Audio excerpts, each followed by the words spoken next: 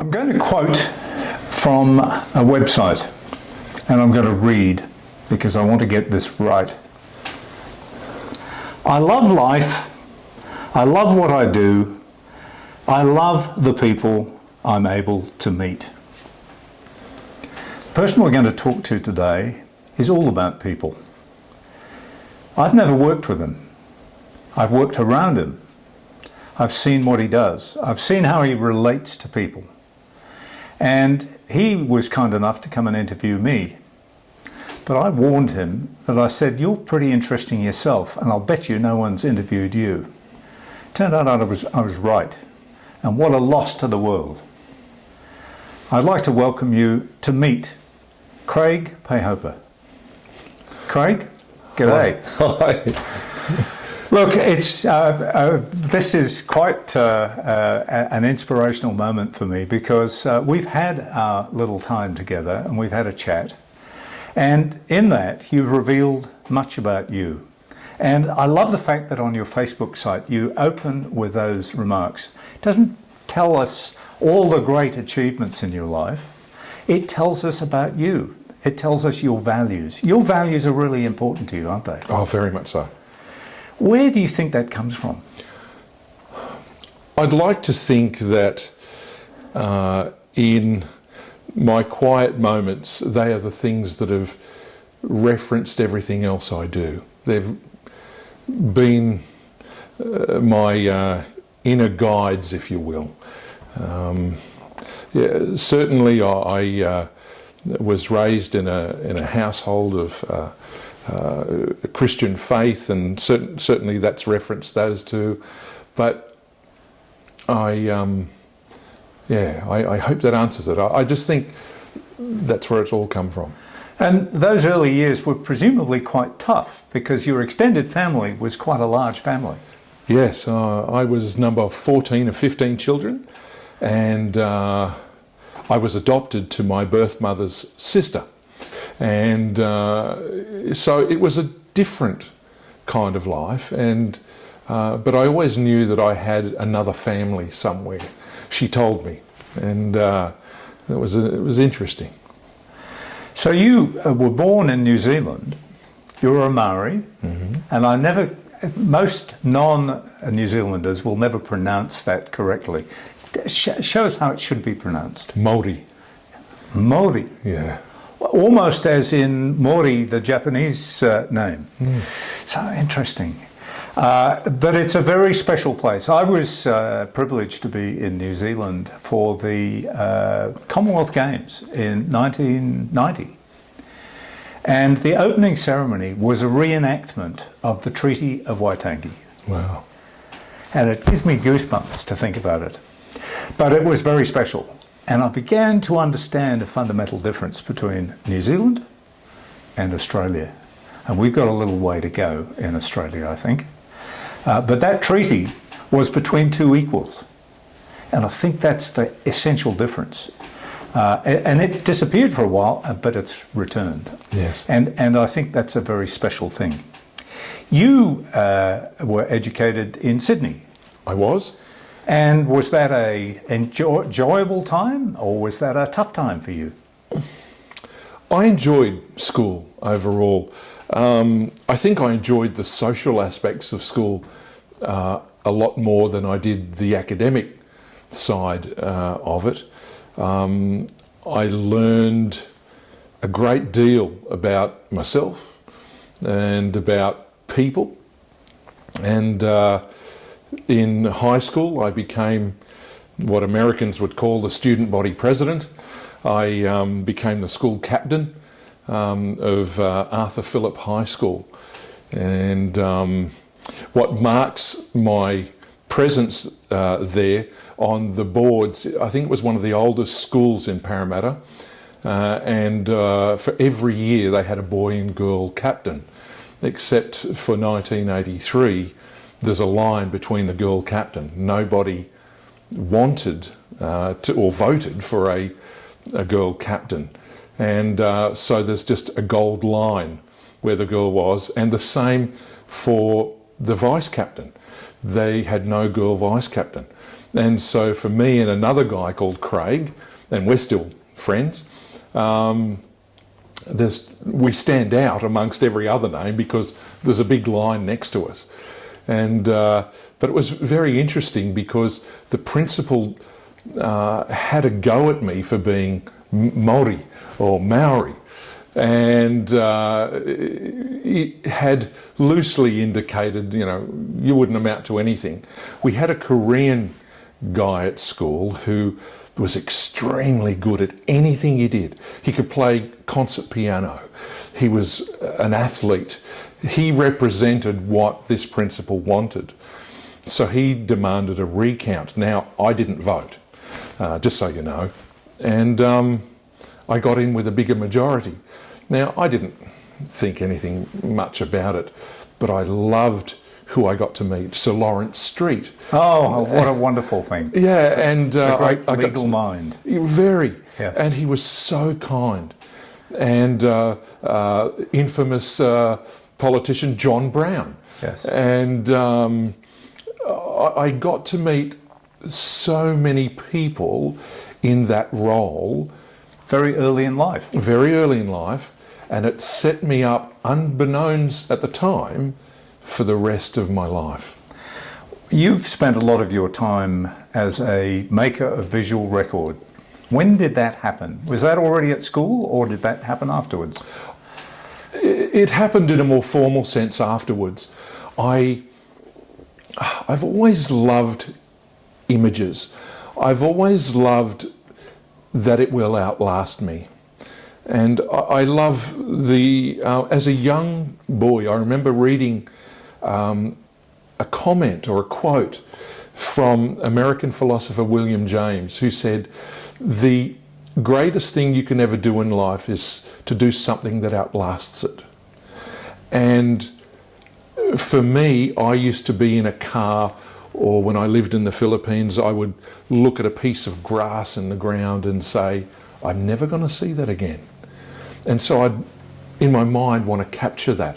And when I got a formal camera, which was, I think the first real camera I had was an EOS 10 from Canon. Right. And I bought it second-hand from a small camera house and store. And the rest of my love affair with images started there. Do you remember your first paid shoot? Yes. Tell us about that. It was nerve-wracking. Film. Yes, it was film. I recall it with great anxiety because I said to this couple at a wedding, yeah, I've shot lots of weddings, which was clearly a falsehood. But I knew no other way to try other than... To get your first job. To get my first job. Yeah. As it happened, they said they loved what I did.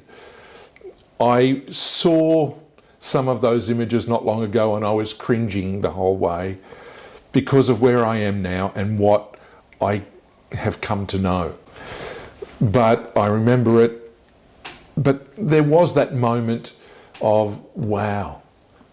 When did your business start to be called timeline photography?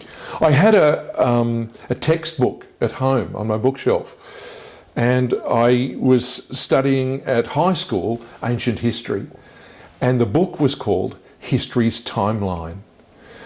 And I kept on thinking of all of the things in life, we were living in a timeline. So that's where it came from. Yes, we're not here for very long, are we? No. But that timeline in visual record is a bit special. And it's probably why both of us are drawn to photography. You had a variety of locations in your life.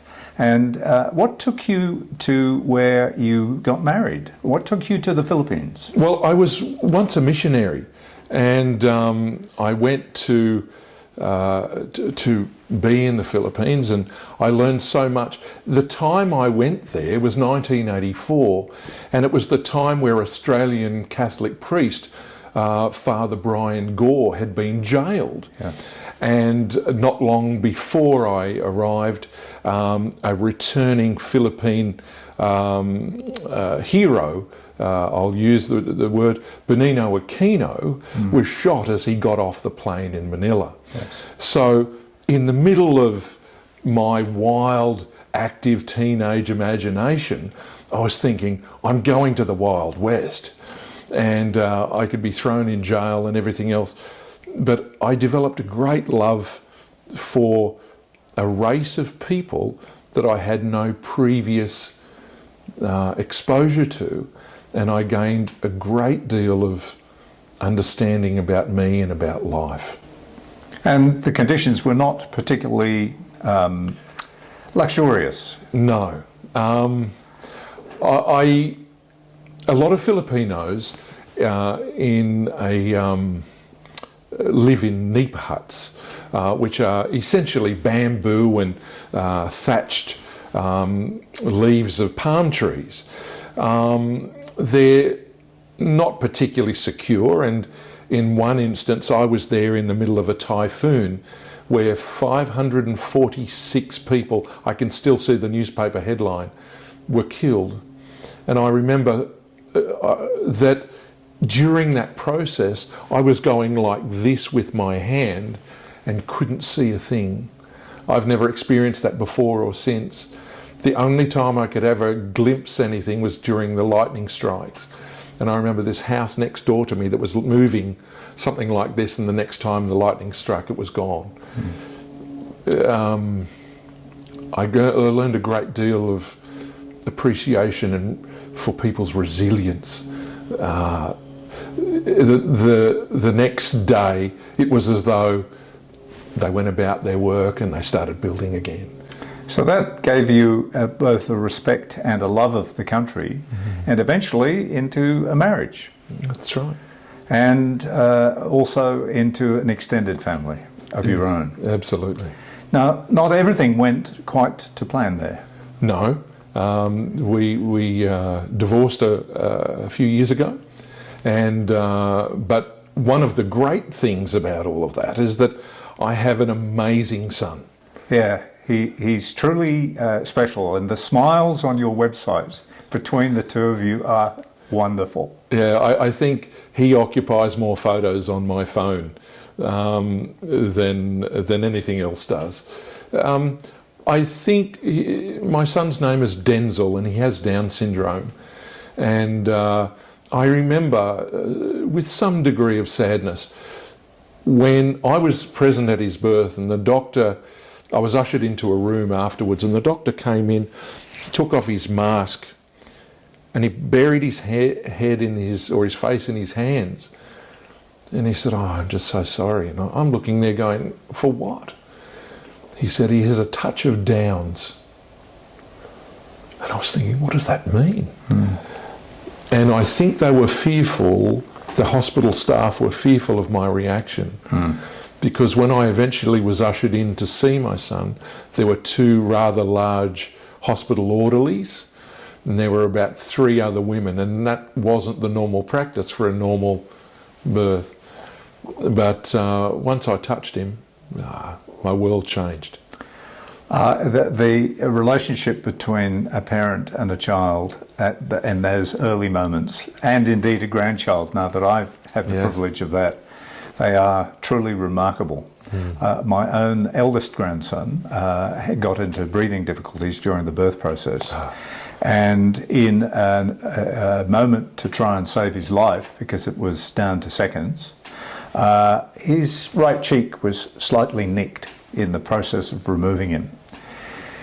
And when he wasn't allowed to be with the mother for the first 18 hours, 24 hours, and as grandparents we arrived, and we were ushered into a room, and it became clear there was something they weren't telling us. Is there something we need to know before we go in? Well, we need to let you know that your grandson has a cut in his cheek, and he will have a scar from that. And we looked at the staff and we looked at each other and we said, "So is that a problem?" And they looked at each other. And oh, I get it. You're worried that we're going to sue you. No, we brought flowers for you because you saved his life. Wow. It's some of the values in life that you clearly also take very centrally. There's a gift of a relationship that's given you 25 years of great joy, clearly. Well, I was troubled at the time. A nurse, while I was waiting to see my son, came up to me and said, are you going to, and this is in 1996, so it's not that long ago, she said, are you going to adopt him out? And I was troubled by the question. Yes. Such a thought wouldn't have crossed my mind. No. And there was talk about, oh, your wife should have had an amniocentesis test because you would have known that beforehand. Yeah. And I'm thinking, well, the doctor at the time said, if you have that test, you could lose the baby. Yeah. And so I looked at her and I said, if there's a problem, would you terminate? She goes, no. I said, well, there we go. Yeah. So, and I was troubled that someone would think I want to give him up. Yeah. But it was, I think I felt remorseful for about 5 minutes, or to be more honest, probably half an hour, because my list was almost at exactly 100 people who wanted to know the birth went well, and if it was a boy or a girl, and it went down to one, and that list just disappeared for me. And I just called my mum and I told her, and all she did was say, "That's wonderful. There's such great kids," and I went, "Oh, fantastic!" So I was grateful for that. Well, I have 3 other friends in a similar situation, and they are all incredible relationships. Yeah. And one of them is a young actor. Wow. And has had a number of featured interviews, and he works in Woolies. Love it. And he's one of the favourite staff. He just will do everything. He's terrific. I'm sure you have the same joy. Yeah. Now, you... despite the modesty of so much of you in your deportment, you got into photographing bands and music, and you became really quite a creative. You did a lot of album covers. I did. I think to date I've done about 25. That's a lot. Yeah. Some people are happy to have just one. Well, I think the personal thrill for me was going into a record store in New York City called Sam Goody's. Oh yes, famous. Yeah, and I remember going in there and just looking for another CD when one that I had designed in my little office came up before the one I was looking for. And it's one of those, I just had tingles when I said it. It was a great thrill. Yeah. And I've loved working with people. One of them was done for Raven Records and was a release. To get to do one was difficult. I had to, Glenn A. Baker was in charge of a record label called Raven Records, and he didn't want to give me the job. And he said, I kept on pressing him, and he got frustrated one day and he said, look, if I don't like what you do, it could affect our friendship. And I said, it's pretty audacious of you to think that I'd put myself up if I didn't think I could deliver. I said... How old were you at this stage? 20s. Wow.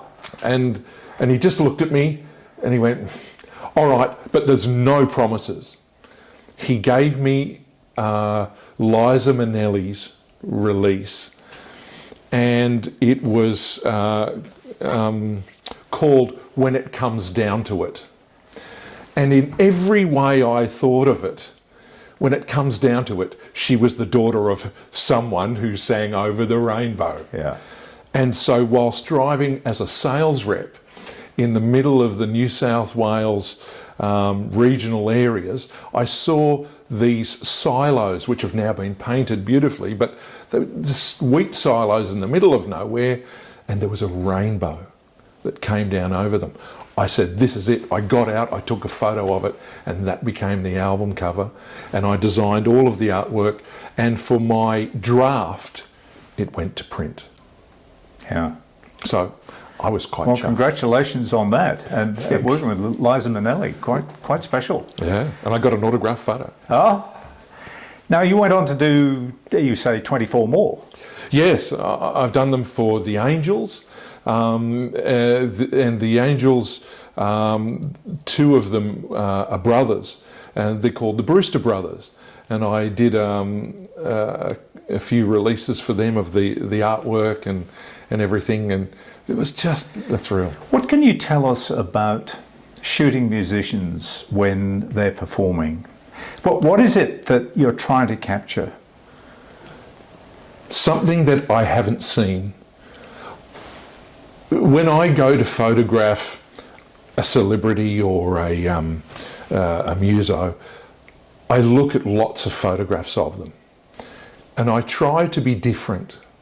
I'm trying to stand out, and so I look for them. Sometimes I'll go to a concert beforehand of theirs just to observe them and see, okay, because traditionally they do the same things on stage. And I thought, okay, well, that's where I need to be to get that shot. And that helps me. Yes. Yeah. I've always found that the toughest thing is the lighting engineer who doesn't see it my way. Yes. To use a song title. Exactly. Well, one of the frustrating Purple things... light from LEDs drives me nuts. And red. Yes. And it's like, oh, there's a wider spectrum of colour. Correct. Well, we can at least in Photoshop remove some of that, but sometimes you can't get it all out. So that's why mono covers can be really good sometimes. Exactly. Yes. But fortunately, some of them became really good friends. Yes. And then I was able to get photos of them outside the stage. Yes. And it's been a great thrill. There have been many, times where I've pinched my arm, just to make sure, I'm really here. Or the time I had Glenn Shorrock ring me. Cool. And I went, he's calling me. Glenn Shorrock of Little River Band. Yeah. Yes. Wow. And he has a beautiful home. Yeah. And I've been to his home, and him and his lovely wife Jo. But I've said to a couple of friends, in some ways I've led a charmed life. You in taking pictures of musicians, you are witnessing people giving their all. Mm. What is it that makes us, by your observation of musical performance, what is it that makes live performance of music and the relationship with the viewer and the person coming to the concert, what's so special that you can't get in the recorded form?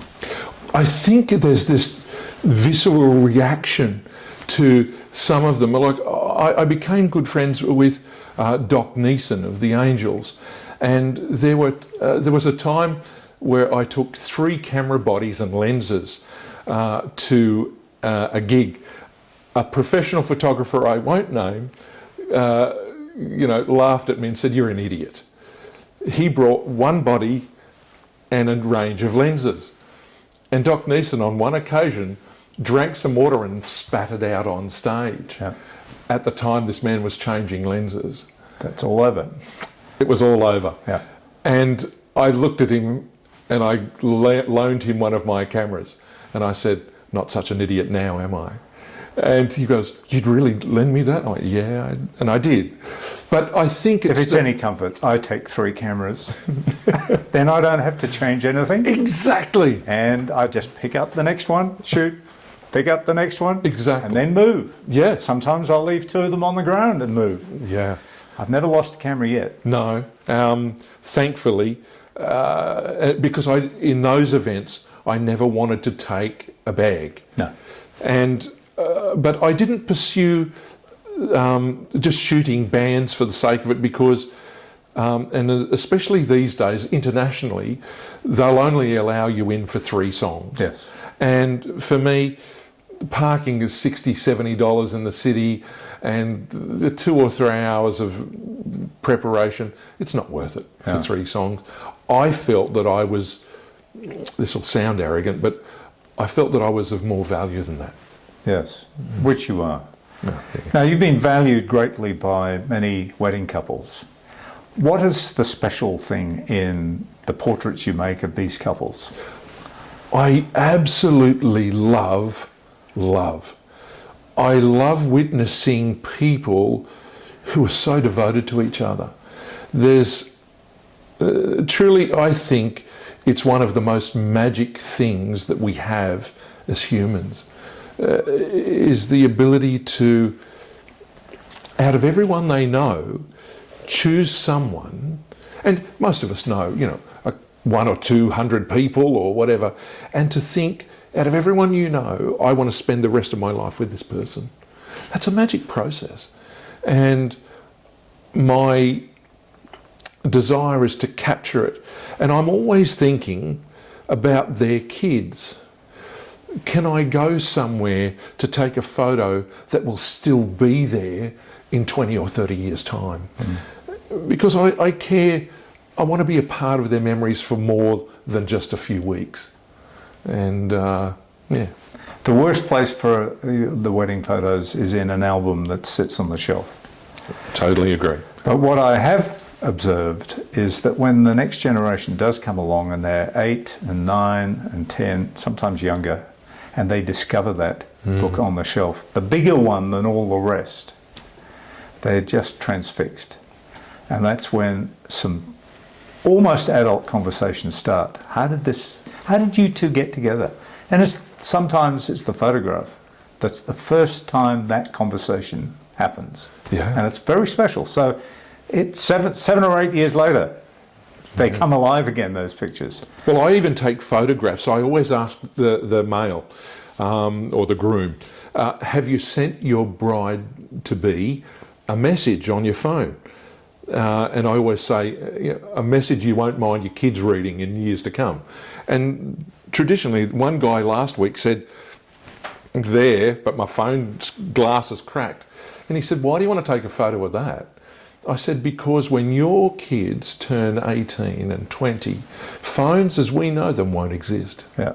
And he went, I hadn't thought of that. I said, no, I'm here to think of that for you. Yes. And we're telling stories. And if you ask me, what do I think of myself?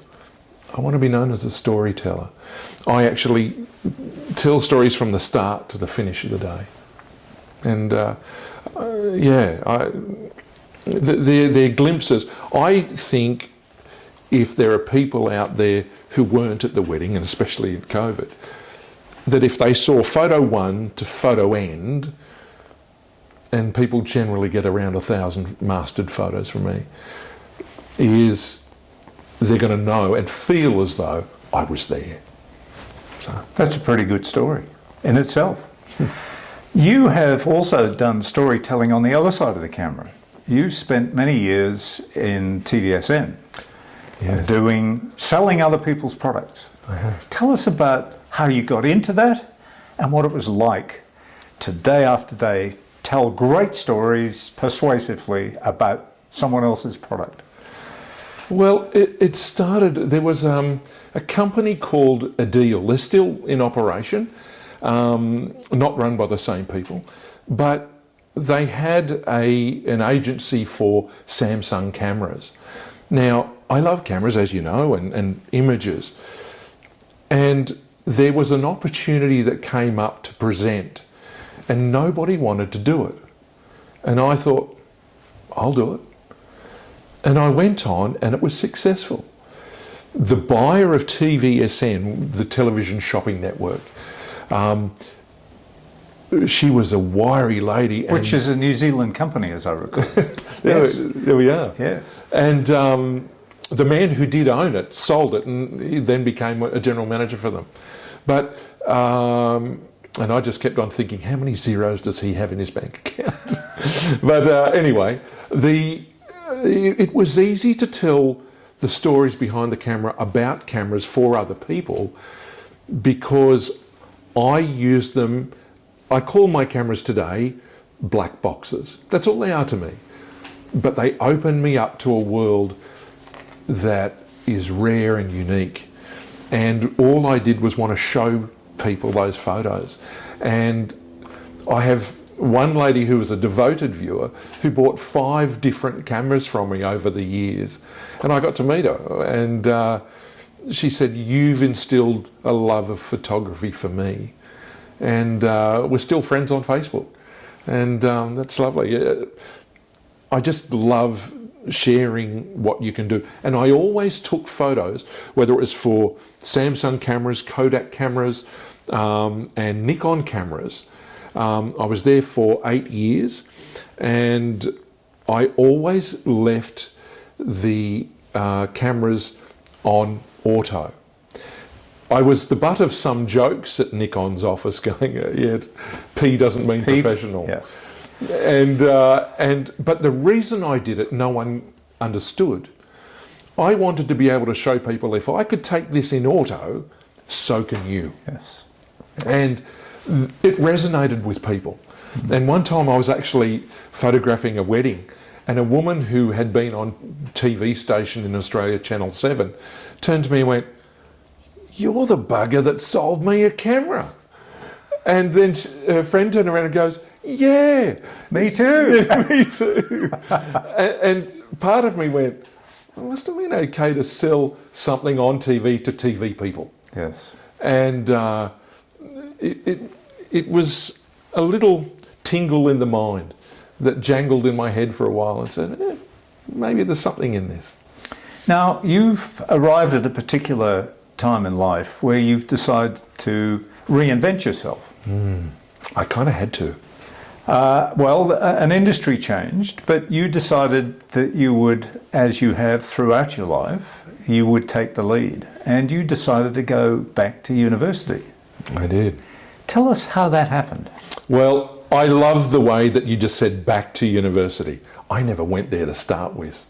When I left high school, I went to TAFE and did personnel management.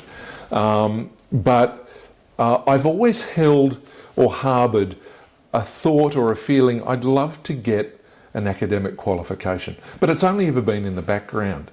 And a very dear friend, I have 2 particular friends that I've had for more than 30 years. This particular friend I've had for 42 years as a friend. And he's a lecturer at university. His wife, who is incredibly good in her field, is a professor. And around a dinner table, they said to me, "Now's the time."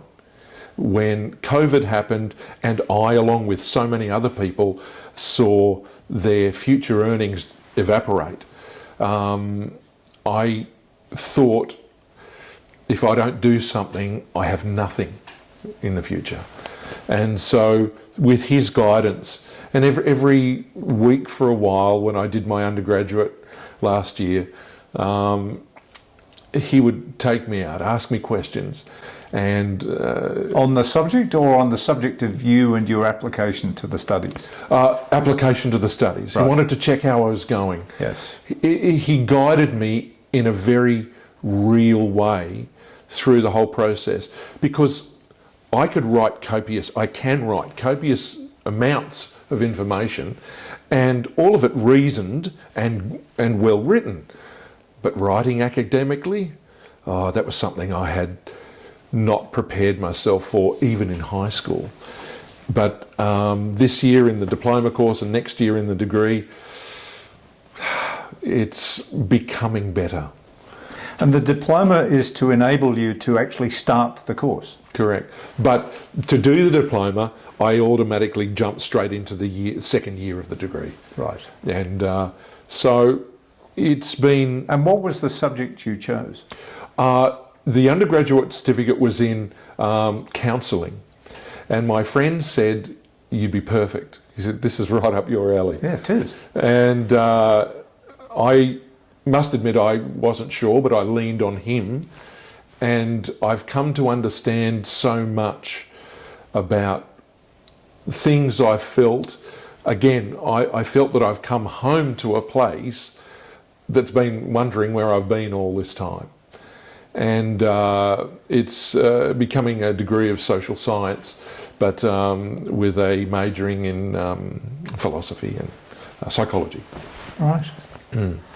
That is truly wonderful, but what a good fit for the person that I know. And Thank you. I should say that I've only known you for a decade, and yet, you know, you're always there on the horizon, and you're a person that leaves a deep impression on those you talk to, and the empathy that you express to other people is something that I think will see you in extremely good stead in that calling.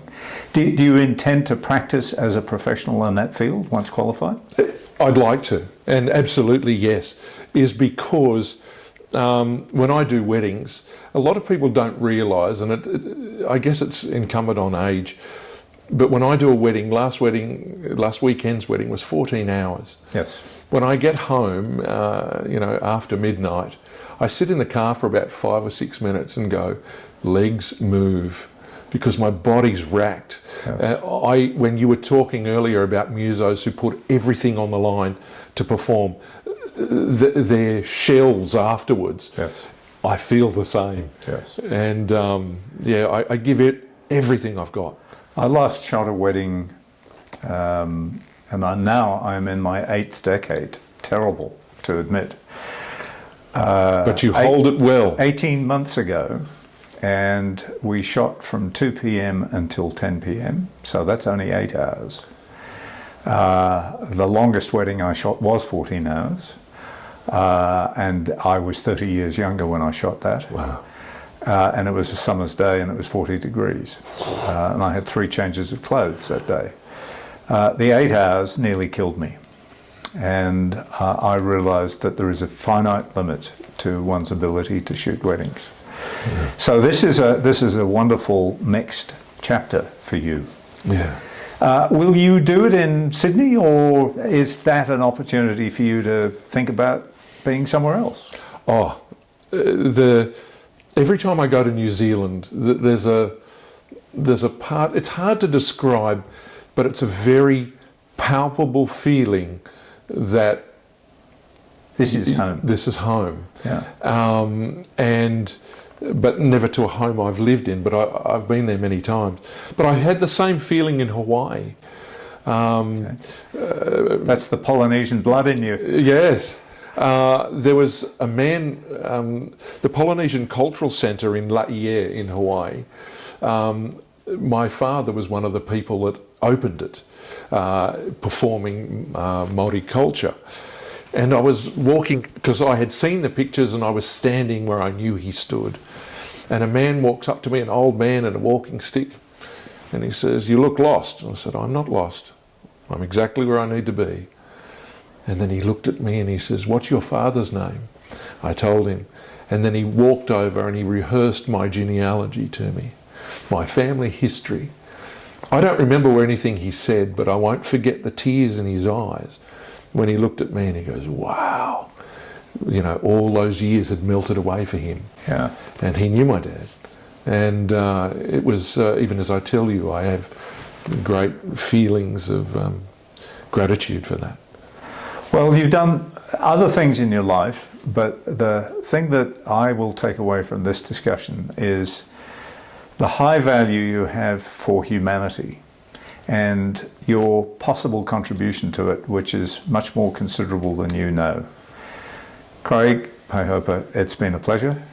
Thank you. Thank you.